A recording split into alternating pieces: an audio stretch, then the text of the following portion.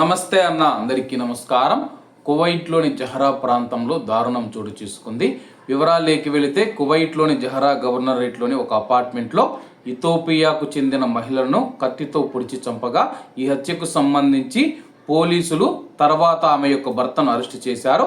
ప్రాథమిక విచారణ ప్రకారం 1987లో జన్మించిన 39 సంవత్సరాల వయసు ఉన్న ఇథియోపియా దేశస్థుడైన నిందితుడు మహిళను కత్తితో 3 సార్లు పొడిచి అక్కడ నుంచి పారిపోయినట్లు సమాచారం అందిన వెంటనే పోలీసులు పారామెడికల్ సిబ్బంది అపార్ట్మెంట్కు చేరుకొని పబ్లిక్ ప్రాసిక్యూటర్ డిప్యూటీ ఫోరెన్సిక్ నిపుణులు సంఘటనా స్థలాన్ని పరిశీలించి బాధితురాలి యొక్క మృతదేహాన్ని తదుపరి విచారణ కోసం ఫోరెన్సిక్ విభాగానికి తరలించారు.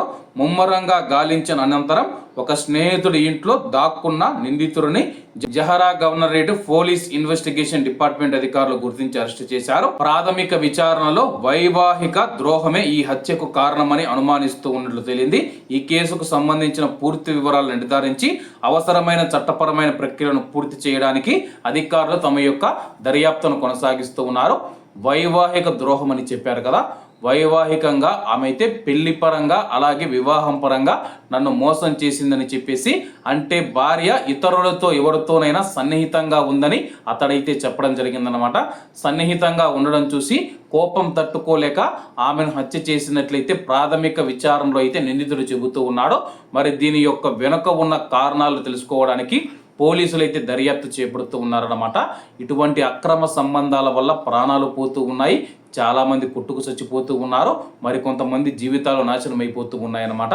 కాబట్టి కువైట్లో ఇటీవల కాలంలో మనం చూసుకుంటే అక్రమ సంబంధాలు ఏవైతే ఉన్నాయో భార్య కువైట్కి వచ్చి ఉంటుంది, భర్త కువైట్కి వచ్చి ఉంటాడు అనమాట.